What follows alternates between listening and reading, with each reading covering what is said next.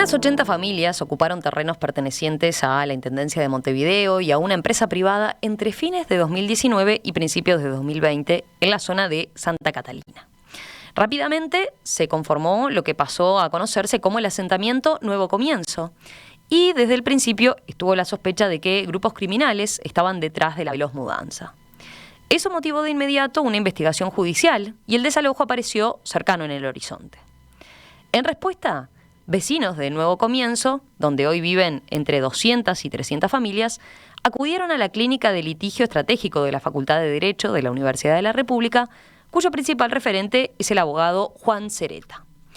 El accionar que siguieron fue doble. Se acudió al Comité de Derechos Sociales, Económicos y Culturales de las Naciones Unidas y se presentaron acciones de amparo ante la justicia uruguaya.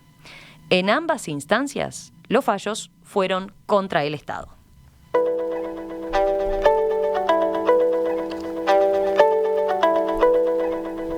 En febrero, la ONU solicitó a Uruguay, en carácter de medida provisional, que suspendiera el desalojo del asentamiento o que le otorgara una vivienda alternativa a sus habitantes. El fiscal del caso, Diego Pérez, consideró que el pronunciamiento no tendría consecuencias y que continuaría con los procedimientos, aduciendo que tenía incluso pruebas que bastarían para incluso pedir prisión contra algunos habitantes del barrio. A principios de marzo, el fiscal Pérez acordó con un grupo de familias que no irían a juicio siempre y cuando abandonaran el asentamiento antes del 4 de abril.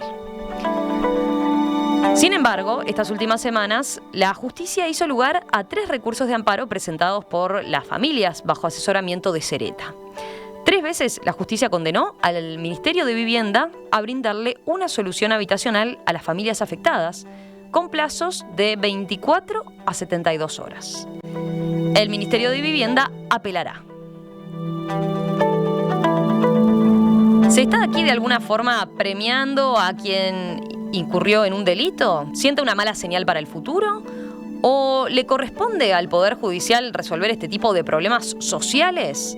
Bueno, hoy les proponemos tomar este tema en una nueva edición de nuestra Mesa de Juristas. Para eso nos acompañan Yanela Bardazano, docente grado 5 de Filosofía del Derecho en la Universidad de la República. Yanela, ¿qué tal? Buen día, ¿cómo estás? Buen día, ¿cómo están?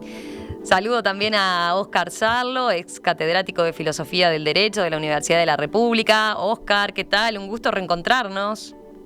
Es verdad, muy bien, gracias. Diego Gamarra, director del Departamento de Derecho Público en la Universidad Católica, donde es docente grado 3 de Derecho Constitucional. Diego, ¿qué tal? Buenos días, ¿qué tal? Y Eduardo Esteva, profesor emérito de Derecho Constitucional en la Universidad de Montevideo. Eduardo, ¿qué tal? ¿Cómo están ustedes?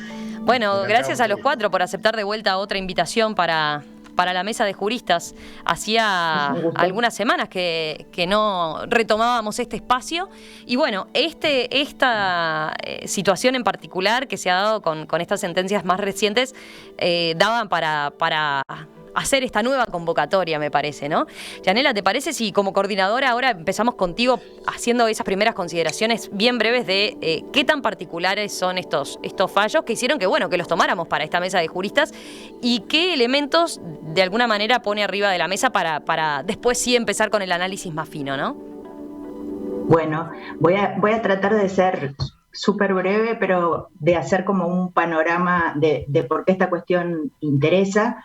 Yo creo que tendríamos que tener presente que en las últimas décadas, digamos, hubo un cambio en el sentido que el constitucionalismo pasó a entender la protección de los derechos individuales como centro de preocupación, que eso asume, digamos, una concepción de la función judicial en donde el juez tiene un rol más importante en el sentido de un rol protagónico, activista, podríamos decir, y que se deja un poco en un segundo plano la necesaria relación o el necesario análisis de la vinculación entre la parte de la Constitución que tiene que ver con la Declaración de Derechos y la parte de la Constitución que tiene que ver con la organización del poder. Ajá. Y a ese cambio, digamos, acompaña, o ese cambio está acompañado por una práctica de litigio que ocurrió en muchos países del mundo y que en la región y en nuestro país empezó con el tema de la exigibilidad del derecho a la salud y especialmente en el caso de los medicamentos, que ahora, digamos, aparece vinculado a la exigibilidad del derecho a la vivienda, que es otro derecho social, y que la particularidad especial que tiene y que por eso llama la atención es que la justicia antes siempre había fundado sus decisiones, digamos, respecto de esto, en una dogmática constitucional anterior a este cambio que mencioné antes, que era una dogmática constitucional que consideraba que el artículo 45 de la Constitución, por ejemplo, que habla del derecho a la vivienda, era una disposición programática y que por lo tanto no eran, digamos, los jueces los que tenían que ocuparse de este asunto, sino los poderes políticos que se ocupan de las políticas sectoriales y de la implementación de los programas de vivienda. En ese cambio, digamos, es que se enmarca esta cuestión y que es una novedad que los jueces empiecen a adjudicar viviendas en casos individuales. Está bien interesante por lo que decís, ¿no? Como marco. Es un cambio de paradigma, digamos, en la justicia, ¿no? A nivel judicial. Óscar, ¿vos querés agregar algo de eso? No, está muy bien la presentación. Lo único que diría que el cambio que se está viviendo ya en otras áreas, lo hemos visto, quizá lo más significativo sea que, si bien no es el primer amparo en materia de derecho a la vivienda, porque ya hubo uno con otro contexto bastante distinto, pero que apuntaba a lo mismo, en el año 94, los jubilados que pidieron la asignación de la vivienda, y sin embargo ahí, con una normativa mucho más específica, el sistema judicial se abstuvo, digamos, de intervenir y revocó la sentencia de primera instancia, que creo que era de Bermúdez, si no recuerdo mal. Y bueno, entonces el cambio significativo que dice Yanela está bien patente en eso. Ahora, digamos, se toma por toda la nueva fundamentación, el nuevo marco institucional que hay y convencional y todo lo demás, viene con más fuerza, pero ya había habido señales, ¿no? Y esto va a tener que ver con algunas consideraciones que después haré sobre el impacto institucional que tiene. Sí, con eso sin duda da para terminar, ¿no? Después de que hablemos, porque uno de los aspectos que imagino interesa es ver qué va a pasar después con esto. Si esto de alguna manera sienta un precedente de que hacia adelante se va a ir siempre por esta vía y cómo sigue, ¿no? Si se va a abrir una canilla de reclamos por el tema de vivienda. Capaz que alguna acotación, ¿no? Ustedes le pondrán después los términos jurídicos, pero acá lo que estaba de por medio es lo que argumentaban estas familias era primero su situación de precariedad, ¿no? Que habían perdido la vivienda original y que hoy en día no tenían una situación confortable, entre otras cosas porque hay varias familias que tienen niños incluso, ¿no? Eso también estuvo de por medio y ahora capaz que vale la pena profundizar en ese aspecto. Pero también lo que deja este caso en evidencia es que en varias oportunidades, más allá de décadas quizás que podemos remontarnos a esto, el Estado estuvo omiso, ¿no? Omiso en hasta dar respuestas concretas ante planteos que se iban presentando desde que ellos ocuparon el predio, ¿no? Los predios. ¿Quién quiere contar un poquito más, a ver, del desenlace, digamos, del caso? Si quieren agregar algún elemento más. Eso tenemos que tenerlo en cuenta, ¿no? Las características de las familias, lo que se aducía, ¿no? Que estaba de por medio un derecho constitucional como el derecho a la vivienda, ¿no? Diego, dale. Bueno, yo lo primero que quiero apuntar es que creo que la sentencia es una buena noticia. Creo que efectivamente es una novedad en la manera en la que se vienen exigiendo y haciendo cumplir los derechos bajo la Constitución uruguaya. Tengo algunas matizaciones que supongo que ahora después podremos comentar, pero creo en general están bien fundadas y que lo que quiero comenzar destacando es que es una buena noticia. Es un caso muy complejo porque es de exigibilidad de derechos sociales que presentan por lo general mayores dificultades para su exigencia que el resto de los derechos, en la medida que requieren de manera más directa de recursos para su satisfacción. Todos los derechos tienen costos, pero en los sociales, en fin, en definitiva, la realidad es que requieren una prestación inmediata y generalmente una mayor cantidad de recursos. Hay un trabajo muy bueno de Sunstein y Holmes, que se titula así, El costo de los derechos, en el que demuestran que en realidad todos los derechos tienen un costo y que al final no es tan cierto y que habían sido relegados quizás de manera un poco caprichosa el caso de los derechos sociales. Pero sigue habiendo un punto, y es que es más inmediata la asignación de recursos para la satisfacción cuando se trata de estos derechos estrictamente prestacionales. Y genera un problema, eso sí, ni que hablar, porque este tema del costo de los derechos ante un dato de la realidad, que es el de los recursos escasos, nos lleva a cuestionarnos cuál es la mejor manera de decidir sobre políticas públicas, ¿no? En nuestro diseño institucional. Pero empiezo diciendo que es una buena noticia y ahora agrego algo más para fundamentarlo, porque creo que efectivamente estamos en uno de esos casos en los cuales hay un derecho exigible jurisdiccionalmente bajo un nuevo paradigma, que la Constitución es norma con fuerza vinculante y que los derechos así deben leerse, y que el artículo 45 comienza con una afirmación muy clara de que los habitantes tienen derecho a gozar de una vivienda decorosa, a diferencia de lo que se establecía en las constituciones predecesoras, desde la original en el 34 y las siguientes. En el 67 se establece esta primera oración que la norma históricamente se consideró programática, bueno, de alguna manera la transforma en preceptiva, o por lo menos esta primera oración, y consigna un derecho subjetivo. Y creo que la manifestación mínima de ese derecho es proporcionar alguna forma de solución habitacional decorosa y digna para los carentes de recursos, para los que están en una situación de exclusión social o de marginación, y sobre todo si involucran niños. Creo que esa es la manifestación más elemental, y eso para mí sienta una diferencia grande con el caso de los medicamentos de alto costo, donde no estamos hablando de asegurar el paquete básico de asistencia a la salud, sino de eventualmente respuestas para enfermedades que son a veces muy excepcionales y que requieren. Acá estamos hablando de lo mínimo, de la vivienda mínima decorosa, con lo cual creo que estamos dentro del núcleo del derecho. Por eso un poco lo aplaudo. Sobre cómo juega esto en la articulación institucional, ahí tengo alguna matización, y sobre el alcance del fallo también, que bueno, supongo que ahora después la cosa podrá ir por esos carriles. Eduardo.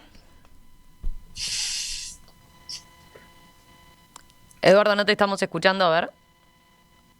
En líneas generales, muy de acuerdo con los planteos realizados. Me permitiría hacer algún señalamiento en el sentido de la complejidad del tema. Cuando uno toma las noticias sobre esta cuestión, encuentra referencias al derecho internacional de los derechos humanos, encuentra referencias a los tratados internacionales en materia de derechos humanos. A mí siempre me ha llamado la atención cómo debió esperarse mucho tiempo antes de que existiera una referencia a la vivienda. Bien decían quienes me precedieron que la Constitución uruguaya de 1967 hizo una referencia al tema en el artículo 45. Me tocó actuar en representación del Banco Hipotecario del Uruguay circunstancialmente hacia el año 1994 en un asunto en que se discutió el alcance del artículo 45 de la Constitución, en ocasión de debatirse acerca de los reajustes de las cuotas a pagar al Banco Hipotecario del Uruguay. Y yo he tratado de hacer el seguimiento del tema. Uno busca, dice, bueno, Pacto Internacional de Derechos Económicos, Sociales y Culturales, 1966, rápida adhesión al Uruguay, busca y no encuentra la palabra vivienda. ¿Cuál es la razón? Básicamente la razón está en la cuestión de la progresividad. Uno sigue buscando y dice, bueno, busquemos en el Pacto de San José de Costa Rica de 1985, obliga al Uruguay. hurga en su texto y no va a encontrar la expresión vivienda, derecho a la vivienda. Hace lo propio con el protocolo facultativo al Pacto de Derechos Civiles y Políticos, el protocolo de San Salvador en materia de derechos económicos, sociales y culturales, silencio. En definitiva, uno va a encontrar escasas referencias, el caso de prácticamente único en el Pacto Internacional de Derechos Civiles, Económicos, Sociales y Culturales. Y aparece un nuevo elemento estos días en el tema. Estos días me refiero en términos un poco relativos, ¿verdad? En los últimos meses, al protocolo facultativo del Pacto Internacional de Derechos Económicos, Sociales y Culturales. Uruguay rápidamente adhirió a ese protocolo facultativo, que es del año de 2008, y Uruguay fue el 10º estado en adherir, con lo cual lo puso en vigor. Fue el 10º estado en 193 estados de las Naciones Unidas en ponerlo en vigor. Y ahí aparece un poco la cuestión que señalaba al comienzo, el tema de la progresividad, ¿verdad? Al día de hoy hice la verificación hace unos minutos. Al día de hoy el porcentaje de los estados que han ratificado el protocolo facultativo del Pacto de Derechos Económicos, Sociales y Culturales alcanza al 13.4% de los estados miembros de las Naciones Unidas. Entonces, me parece que es un elemento a tomar en consideración. No me da la sensación de que se haya leído detenidamente el protocolo facultativo, porque el protocolo facultativo establece cuál es el alcance de las medidas provisorias, etcétera, etcétera. Se dice, con una enorme simplificación, se dice las Naciones Unidas resolvió. Las Naciones Unidas puso en práctica el protocolo facultativo y de acá que haya una resolución, bueno, va a faltar un buen trecho con intervenciones del Estado uruguayo, etcétera. O sea, yo estoy de acuerdo en líneas generales con lo que se ha planteado. Quiero resaltar la complejidad del tema, que vivienda es uno de los derechos que genera mayores complejidades en el marco especialmente del sistema interamericano, porque excepto esa disposición del Pacto de 1966 no tenemos ninguna otra referencia. El resto de los puntos que van a quedar planteados los referiré más adelante. Bien, interesante ese primer abordaje que dieron. Estaba mirando algunos de los argumentos, ¿no?, que señalaron los distintos, tanto una de las juezas como un juez, para darle la razón a estas familias. A ver, uno de los elementos es: los niños y niñas de autos se encuentran violentados en su derecho a la vida digna, a la integridad física y emocional, a vivir en una vivienda digna y a no ser discriminados por su situación económica, todos derechos reconocidos expresamente en la Constitución. Después, en otro pasaje de otro de los fallos, se señala que se hizo lugar a la acción de amparo presentada por una de las familias y defendió la legitimidad del reclamo basado en el artículo número 1 de la ley 16.011, que establece que puede presentar una acción de amparo cualquier persona que vea vulnerado con legitimidad manifiesta cualquiera de sus derechos y libertades reconocidos expresa o implícitamente en la Constitución. Y en el documento, uno de los aspectos que se señalan por parte del juez es que los promotores de la acción de amparo viven en una difícil situación económica, en un estado de extrema pobreza, con una absoluta ausencia actual de posibilidades de mejorar dicha situación y con la natural desesperación de saber que pueden pasar a vivir en la calle, se señala, ¿no?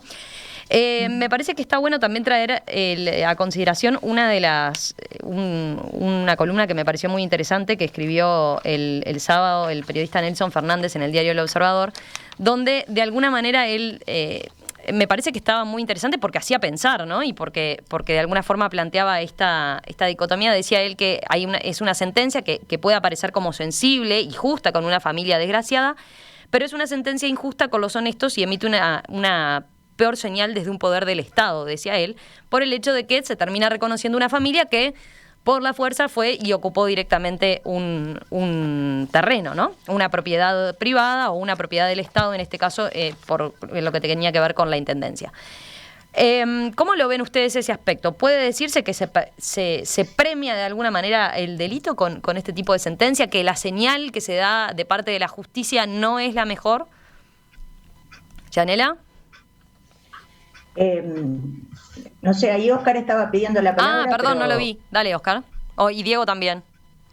Sí, yo también. Está.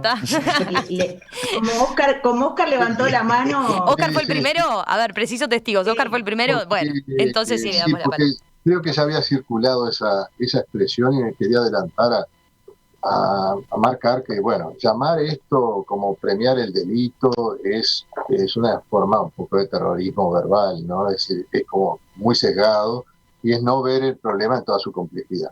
Y lo que quería simplemente señalar, que es muy interesante en esto, es que todo este drama que hoy tenemos, porque es complejo y involucra muchas partes, todas las partes hacen su parte, ¿eh? Los fiscales hicieron lo que tenían que hacer, el consultorio de la facultad ha hecho algo que podía hacerlo y está bien, si lo entiende que tiene que hacerlo, está bien que lo haya hecho, y la familia hizo lo que tenía que hacer, y los jueces están haciendo lo que tienen que hacer, y acá lo que falta ver es cuál es el actor que está faltando en todo esto, a lo cual me voy a referir al final. Pero quiero señalar que cada cual está haciendo, dentro del marco de la legalidad, está haciendo lo que su interés marca y le permite el sistema jurídico. Nadie está cometiendo delitos, porque hasta que no haya una sentencia de condena, no hay delito. Así que, en fin, me parece que cada cual en su esfera está cumpliendo usando el derecho, usando el sistema. ¿Ah? Usando el sistema, dice Oscar. Está interesante esto. Miren los mensajes. A ver, antes de seguirle y darle paso a otro. Noel dice, por ejemplo, bueno, entonces el Mides no tendrá más refugios. ¿Qué sentido tiene si todos los que no podemos comprar una casa vamos a recibir una del Estado o a recurrir por ese mecanismo? Después, en este caso, Albérico dice... La Constitución dice a gozar de vivienda, o sea, tiene derecho a gozar de vivienda digna. Nada dice que ejercer ese derecho contra la propiedad de otra persona, tuya o mía, dice él, ¿no? A ver. Yo lo que quería decir con relación a eso es que los delitos de usurpación y el delito de hurto de energía eléctrica, que son los delitos que se le imputan por los que fueron formalizados y por los que había medidas cautelares contra estas personas que promovieron el amparo, son claramente de esos delitos que uno dice, ahí está, digamos, la población que selecciona el sistema penal, ¿no? Son delitos que son cometidos por personas en situación de vulneración de derechos, evidentemente. Usurpación y robo de energía, ¿no? Básicamente. Sí, usurpación y robo de energía eléctrica. O sea, un delito contra la propiedad inmueble y un delito contra la propiedad mueble. Ahora, lo que sí me parece, y no tiene que ver con la cuestión de que se esté premiando el delito, aunque donde estoy de acuerdo con Oscar, que en realidad, en la medida que el sistema penal opera seleccionando sus candidatos, digamos, y estos son claramente candidatos, lo que sí me parece es que hay un punto ahí que en una de las sentencias, creo que la de Familia 9, lo despacha muy con una oración en negrita, y no tiene ninguna argumentación que justifique el argumento, que dice... Lo que está pasando en la justicia penal es absolutamente independiente de lo que pase en el amparo o algo por el estilo. Y yo ahí tengo un matiz que creo que se haya hecho lo que se haya hecho después de que hubo una sentencia penal que dispuso medidas cautelares, como era el retiro del terreno.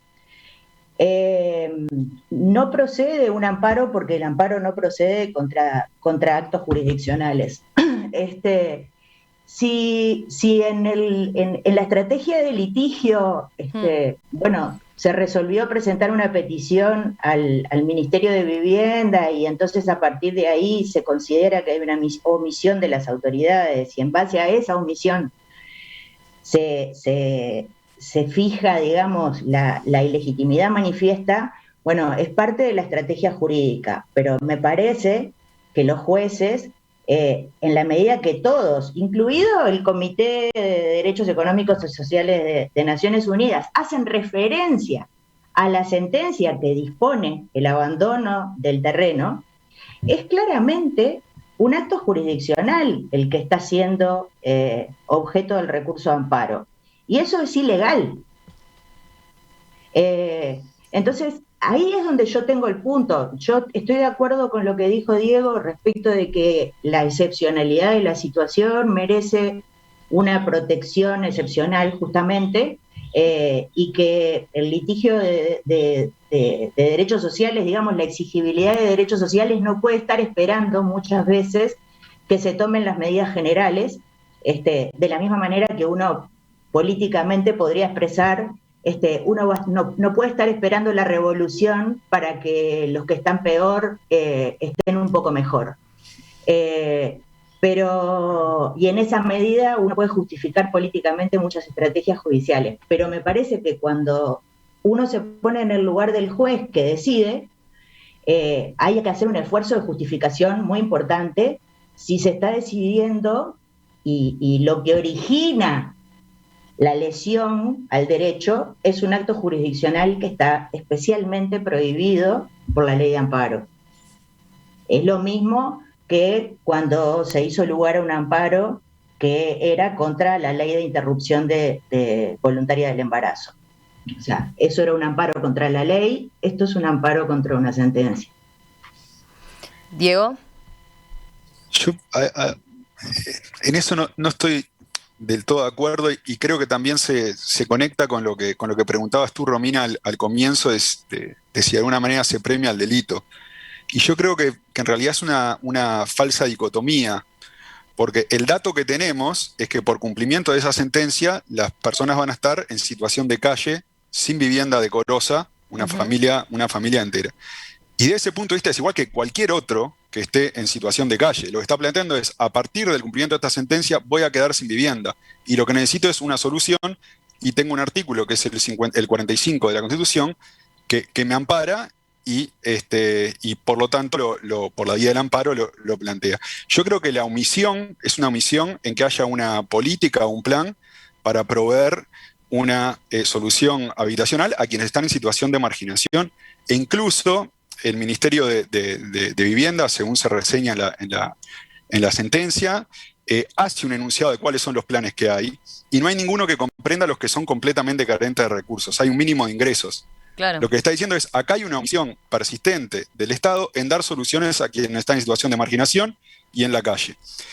En relación también con lo que decían los oyentes, perdón, en algunos comentarios. Hacer un paréntesis ahí, perdón, sí, porque quería que me parece interesante eso que señalás, ¿no? De lo que implicaría cumplir con la sentencia, que era que quedaban en la calle.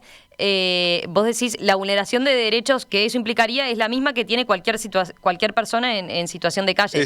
Acá la diferencia sería que, la novedad está en que ellos hicieron ¿Cómo llegaron a esa situación de calle? Claro. Pero para el juez eso para mí debería ser un dato no decisivo. Uh-huh. Va a estar en una situación... Sí, pero entonces por cumplimiento, sí. Cualquier persona en situación de calle podría usar el mismo mecanismo, digamos. Ni que hablar. Debería. El dato es ese, es que no tienen acceso a una vivienda decorosa y no tienen forma que el Estado lo responda. Y el mecanismo de los refugios del MIDES no son estrictamente viviendas, son soluciones temporales para pernoctar, pero no permiten la estabilidad, la intimidad que viene asociada a la vida familiar en un hogar, una vivienda decorosa. Lugares que son compartidos, ¿no? Entonces, una cosa es el refugio para los indigentes, carentes de recursos, ante situaciones extremas para pernoctar, otra cosa es soluciones habitacionales que propongan cierta estabilidad y todo el resto de los componentes que la vivienda supone, que además del techo es tener una esfera de intimidad en el hogar, uh-huh. ¿no? El hogar ese como salón inviolable, del que también habla la Constitución.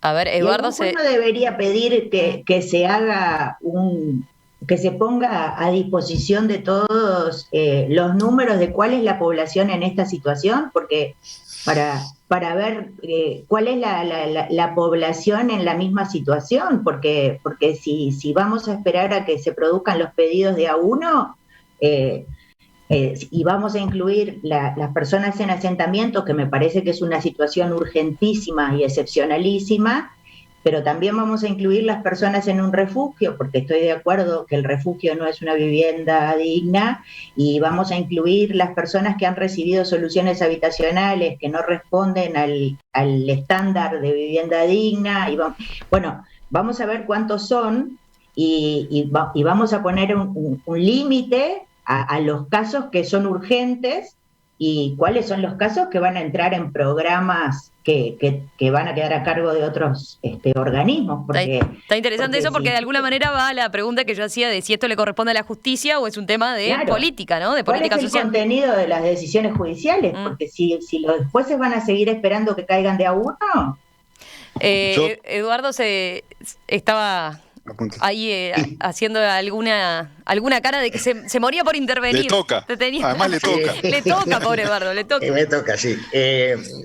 Retomando lo que decía Yanela Bardassano, creo que el argumento es muy fuerte en cuanto a que hay un pronunciamiento de un órgano jurisdiccional y se está pasando por sobre la previsión de la ley reglamentaria del derecho a amparo.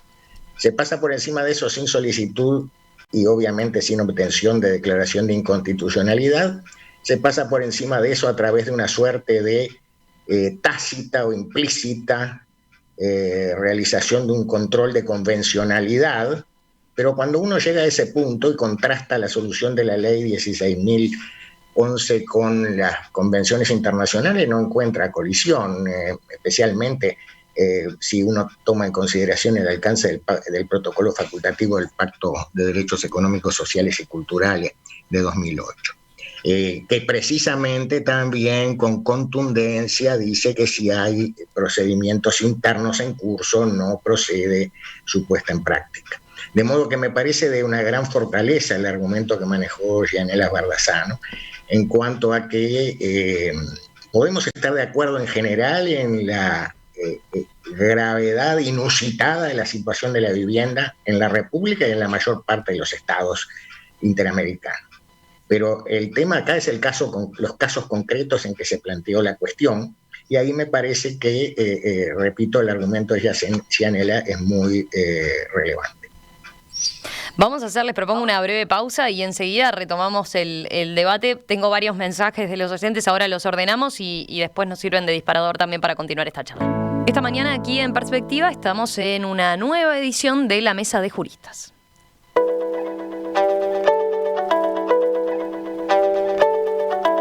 Estamos con Eduardo Esteva, Yanela Bardassano, Diego Gamarra y Óscar Sarlo, habituales integrantes de la Mesa de Juristas en Perspectiva, con quienes estamos hablando de una novedad en materia judicial que surgió estos días y que ha dado mucho que hablar, la situación del asentamiento Nuevo Comienzo, que surgió el año pasado mediante la ocupación veloz por decenas de familias de un terreno privado y otro de la Intendencia de Montevideo.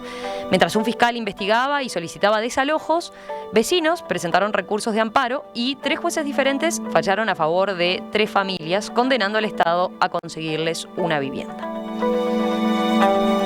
Bueno, de eso estamos discutiendo, de si se está premiando el delito, por así decirlo, como señalábamos, si le corresponde a la justicia resolver este tipo de problemas sociales, o es una cuestión de política pública. Bueno, por ahí va la discusión esta mañana. Yo les comentaba en la tanda que me parecía bien importante esto de que fuera una mesa de juristas, porque claro, después está el que no lo analiza desde el punto de vista jurídico y plantea cuestiones que van por el lado de lo que yo señalaba y citaba de la columna de Nelson Fernández, de las señales hacia la ciudadanía, ¿no? Miren ay, se me está quedando justo, se me quedó sin batería, pero bueno, hay quien señalaba, a ver ahí si lo reavivo al celular, hay quien señalaba que le preocupaba si no se estaba dando como un gobierno de los jueces, si no se corría el riesgo de pasar a una situación como se dio en Estados Unidos, decía este oyente Dogomar, que se fuera a un gobierno de los jueces en lugar de un gobierno ejercido por el poder político, decía él, y planteaba lo que era la preocupación que le generaba ese aspecto, porque los recursos del Estado, decía él, son finitos. Ustedes querían retomar de alguna forma este aspecto, ¿no? Sí. ¿Con quién volvemos? A ver, Óscar, ¿querés vos? Bueno, lo que estaba anunciando era un poco esto, va a quedar muy poco tiempo. Básicamente es esto. Todos los actores están usando el derecho de acuerdo a las posibilidades que le da y usan todos los recursos que puedan, y esto termina en la única autoridad que no puede decir que no puede decir no tengo plaza, no tengo cama, no tengo nada, tiene que atenderlo, que son los jueces. Entonces, acá lo que está faltando es el papel coordinador de las políticas públicas, también el derecho está en esto, y el gran ausente en esto es el sistema político. El sistema político, nosotros estamos acostumbrados que el sistema político nuestro, tradicionalmente, digamos, gruesamente, el sistema que montó el vallismo, en alianza con otros partidos, era que el sistema político, el Parlamento, coordinaba todo y el Poder Judicial no tenía que ocuparse de estas cosas. Lamentablemente, el retiro de muchas políticas públicas, los agujeros que tienen, los vacíos, llevan a que, como decía hoy Yanela, quedan bolsones de ciudadanos con derechos vulnerados y que apelan a lo que sea con tal, y algunos hasta pueden hacer negocio con estas cosas, porque se denuncia ahí como que hay traficantes de u organizaciones que están atrás de esto. Todo puede ser en la medida que no haya una política pública completa, que prevea todo, como decía algunos de los colegas, también de que tiene que estar previsto todo, aún los que no tengan ningún ingreso. Bueno, y la segunda cosa, que es esto, responsabilidad también del sistema político y quizá de la dogmática que ha asesorado el sistema político, es que durante muchas décadas, sobre todo después de la dictadura, pero también antes de la dictadura, se suscriben tratados elaborados del primer mundo para una sociedad que no ha resuelto, como sí resolvieron los países europeos, un mínimo de acuerdo en que hay cosas que no pueden faltar a nadie. El mínimo vital de un techo, alimentación y salud para todos. Bueno, nosotros suscribimos tratados del primer mundo, estándares de atención de los derechos humanos del primer mundo, para una sociedad que mira para otro lado con estos problemas. Entonces, dejémonos de embromar con estas cosas, que el sistema político se ponga en serio y de acuerdo a establecer cuál es el mínimo, y luego entonces todos estos mecanismos fantásticos que hemos copiado de otros países podrán funcionar. Mientras tanto, las señales son muy contradictorias. Está bueno eso que dice Oscar, ¿no? De cómo entonces terminamos firmando esos acuerdos y después no los podemos llevar a la práctica, ¿no? Porque a veces las exigencias que se plantean son inaplicables. ¿Quién sigue? A ver. Sigo. Dale, Diego. Bien. No, lo primero que quería apuntar es que insisto que para mí hay que escindir lo que es la cuestión de en fin, de la situación previa que llevó a la situación de falta de vivienda, de lo que es el nuevo amparo, que refiere cómo voy a tener una vivienda siendo que me encuentro en la calle por cumplimiento de la sentencia anterior. Yo creo que judicialmente están bien separados el objeto de los procesos. Eso porque me quedó de la intervención pasada, pero quiero ahora sí meterme en este otro tema y decir qué es lo que un poco me hace ruido de esta sentencia después de haber argumentado bastante a favor, y es concretamente a lo que se condena. Es decir, se condena a que se dé una vivienda en un plazo de 24 o de 72 horas. Hay casos muy, muy interesantes del derecho comparado, muy, muy laureados incluso. Es el caso en insignia, es el caso Grootboom de 2001, de la Corte Constitucional Sudafricana, que es idéntico. Ocupantes ilegales eran entre 900 y 1000, en inmuebles, algunos privados y otros de dominio público, o sea, calcado.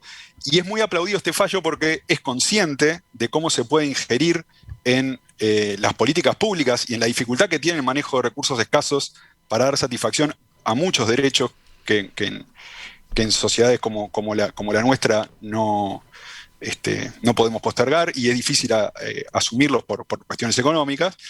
Entonces lo que hace es da una solución temporal, es decir, hay que solucionar el amparo, los jueces tienen que dar respuesta y no pueden terminar en la calle esos niños, con lo cual hay una solución temporal, pero moviliza el sistema político y ordena que se diseñe un plan para estos casos. Y termina diseñándose un plan similar donde está previsto que cada vez que por alguna razón sea necesario hacer una desocupación o hacer un desalojo, y que el resultado como eso sea que la persona va a estar en una situación de indignidad por no tener un techo. Bueno, está previsto de antemano que el Estado tiene que, a la vez que ordena la desocupación, que por supuesto corresponde porque el derecho de propiedad también es un derecho tutelar, bueno, ¿cuál es la alternativa que inmediatamente se le da? Y propone un plan para, y impulsa a los actores políticos a que se movilicen. Y ahí es donde yo creo que el Poder Judicial cumple un rol importante, no solo para atender la emergencia del caso, sino para, de alguna manera, generar un diálogo con los poderes políticos y decir, es un tema de mínima dignidad, este es un tema de derechos sociales insatisfechos, de un derecho que está reconocido con bastante contundencia en la Constitución, desde mi punto de vista, a partir de la reforma del 67, y para los carentes de recursos, ese es parte del paquete mínimo que hace al contenido esencial del derecho, con lo cual hay que dar respuesta. Entonces, ese papel del Poder Judicial como movilizador de los poderes políticos es un papel importante, y sobre todo si nos tomamos los derechos en serio y consideramos que cuando se tratan de demandas, de preferencias de individuos que refieren a sus condiciones mínimas vitales y a sus cuestiones de dignidad, bueno, que ese es un tema, es una emergencia y es lo que hay que poner sobre la mesa y atender de inmediato. Sobre esto de que muchas veces no tomamos conciencia de lo que es considerar un derecho en serio y la necesidad de su tratamiento inmediato y su consideración antes que cualquier otra consideración de bienestar público o meta colectiva, ¿no? Como ahí un poco planteaba Dworkin al definir los derechos como cartas de triunfo. Yanela, simplemente leo, acoto algunos, ha generado muchos mensajes, ¿no? El tema obviamente interesa, más allá de los aspectos y la complejidad técnica que puede tener, creo que lo están bajando a tierra ustedes y da para muchos comentarios interesantes, ¿no? De los oyentes. Hay quien dice, bueno, en realidad es válido, teniendo en cuenta, es válido que se le exija al Estado este tipo de cosas, teniendo en cuenta la cantidad de inmuebles sin uso que tiene el Estado. Hay quien también dice, bueno, estoy de acuerdo con que se le dé una solución para salir de la situación de emergencia, no como una vivienda permanente, ¿no? ¿Y por qué no se va por ahí? Yanela, dale vos. Sí, yo quería agregar a lo que dice Diego dos como complejidades, digamos. Por un lado, que está la cuestión de la interpretación constitucional ahí, ¿no?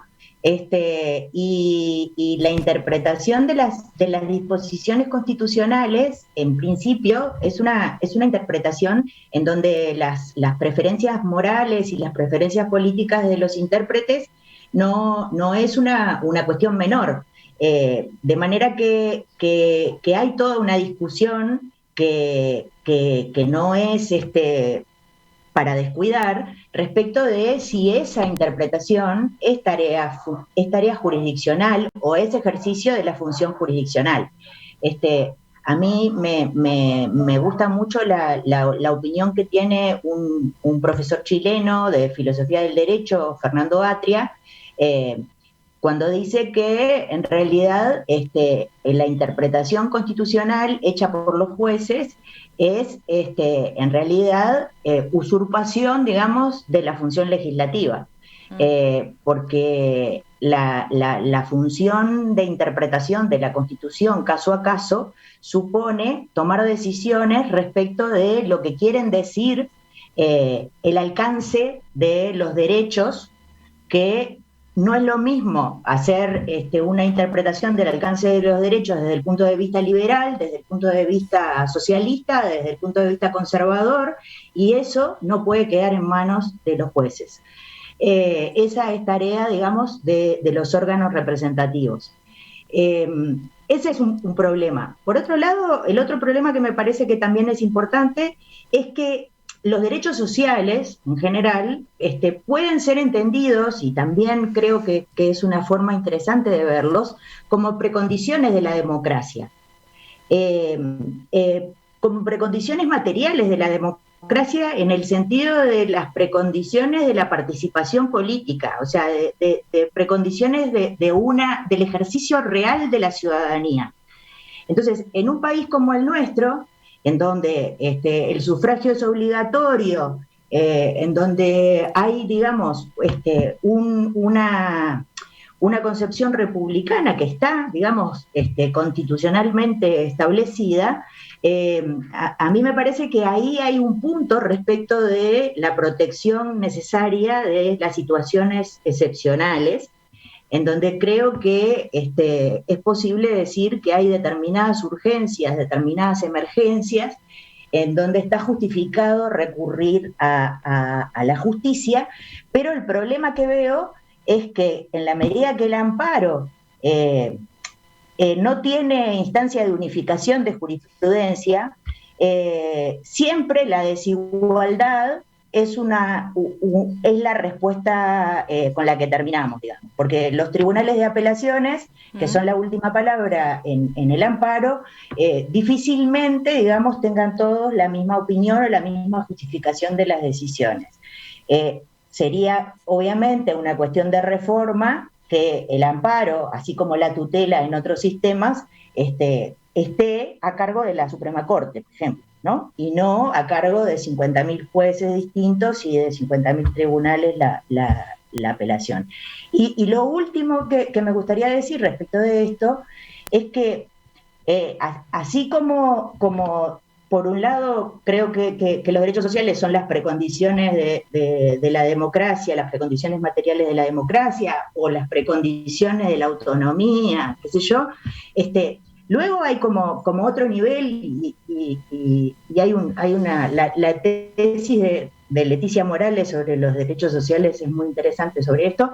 Hay otro nivel que tiene que ver con la justicia social, con la concepción de justicia social. Y ahí de nuevo tenemos un desacuerdo, de la misma manera que tenemos un desacuerdo sobre la interpretación constitucional, porque tenemos muchas concepciones de la justicia social porque vivimos en sociedades plurales, en una sociedad plural. Entonces, de nuevo, son los jueces los que tienen que decidir qué es una vivienda digna y cómo le damos la vivienda o cómo se cumple con la obligación del Estado de dar una vivienda, o son los parlamentarios, el Poder Ejecutivo con el Parlamento, la ciudadanía inclusive, o capaz que, bueno, lo resuelve la ciudadanía y después los jueces nos dicen que no valió porque sobre los derechos fundamentales solo pueden pronunciarse los jueces, como ya nos han dicho. Para ir redondeando, les hago a los demás una pregunta que nos hace volver al principio, ¿no? Estaba la duda, bueno, ¿y ahora qué pasa? Hablamos de un nuevo cambio, de un nuevo paradigma de la justicia con estos temas. Todos tenemos presente lo que pasó con los medicamentos de alto costo, más allá de que Diego hacía la distinción, ¿no? De una cosa y otra y por qué esto era diferente. Pero ¿qué estiman que puede pasar ahora? ¿De qué magnitud puede ser el cambio? Simplemente porque queda muy poco tiempo, voy a decir que a la luz de los argumentos que se han dado por colegas que están muy metidos en el tema, no es mi caso, digo, tengo la certeza que esto va a ser revocado, y sobre todo si se da una discusión pública donde se vean los riesgos de una catarata. Pero ojo con dejar pasar la oportunidad. Es imperioso que se tomen medidas ya para prever futuras situaciones. Esto no termina acá, pero el sistema político tiene que reaccionar y tiene que tomar el tema en serio. Eso es lo que yo diría. No creo que prospere en este caso. Bien. Y saldrá algún arreglo entre bambalinas, se arreglará la situación. Pero ojo que yo creo que este es el último aviso. ¿Eduardo? Sí, de acuerdo con el planteo de Óscar y uniéndolo con la preocupación de algunos de los oyentes en cuanto a la situación del gobierno de los jueces. Yo creo, para simplificar en un tema muy complejo como es el del gobierno de los jueces, que no se debe hablar del gobierno de los jueces cuando los jueces actúan en el ámbito de su competencia. Y en este caso, cuando uno mira el fallo, encuentra serias dudas, por lo menos es lo que a mí me sucede, acerca de la competencia de un juez para decir, Estado, entregue dentro de 24 horas o de 72 horas una vivienda fulano de tal, que cumpla tales condiciones. Hay un antecedente, generalmente poco recordado, si no estoy confundido, de 1990, de un juez letrado de instancia que prácticamente hizo un plan de vivienda ante un amparo. Y el tribunal lo revocó estrepitosamente, Me acuerdo que en ese momento se estaba desarrollando un seminario en la Universidad Católica del Uruguay. El expositor sobre el tema de amparo era, entre otros, Miguel Ángel Semino, a la sazón vinculado al sistema político, naturalmente, y criticó severamente aquella sentencia con el plan de vivienda. En este caso, creo que el gobierno de los jueces, cuidado. Si el juez actúa dentro del ámbito de su competencia, no lo hay. Pero si el juez cede a uno de los neoconstitucionalismos, que es el neoconstitucionalismo con determinado signo ideológico, ahí se empiezan a correr los riesgos. Totalmente de acuerdo con Óscar, hay un tema de políticas públicas a abordar y sobre todo mi sugerencia al comienzo, leer bien el protocolo facultativo del Pacto de Derechos Económicos, Sociales y Culturales, que da pautas para resolver este tema, más allá de los planteos de orden demasiado general. Diego. Bien. No, yo insisto que ahí es donde veo que el fallo podría ser mejor en esto que se plantea del gobierno de los jueces, ¿no? Yo creo que los jueces que se podría haber aprovechado la oportunidad para dar una solución temporal y no con la contundencia que tiene ordenar a que se otorgue una vivienda o una solución habitacional, algún tipo de derecho para usar con cierta estabilidad de un inmueble con fin habitacional y de vivienda. Pero que podría haberse hecho, como en otros casos, o como se hizo en el caso Grootboom, una condena que apunte a canalizar el diálogo, porque el Poder Judicial yo creo que ahí es donde tiene un papel muy importante y en parte yo coincido, y con carácter general coincido con el abordaje de Yanel acerca de qué rol tiene cada uno de los actores institucionales en la interpretación de la Constitución. Pero también creo que hay casos, y que eso es lo interesante, en los cuales las preferencias de los ciudadanos no están por defectos de la representación política, de los cuales también podemos hablar mucho, adecuadamente contemplados, y que hay situaciones históricamente postergadas. Y el canalizarlos por esta vía permite generar una frescura de demandas que por otro lado no están siendo consideradas. Y eso es en definitiva lo que yo un poco aplaudo. El Poder Judicial poniendo sobre la mesa cuestiones de derechos urticantes, difíciles y muy sensibles, pero bueno, ni que hablar que la pelota se le pasa al poder político para que dé una respuesta adecuada.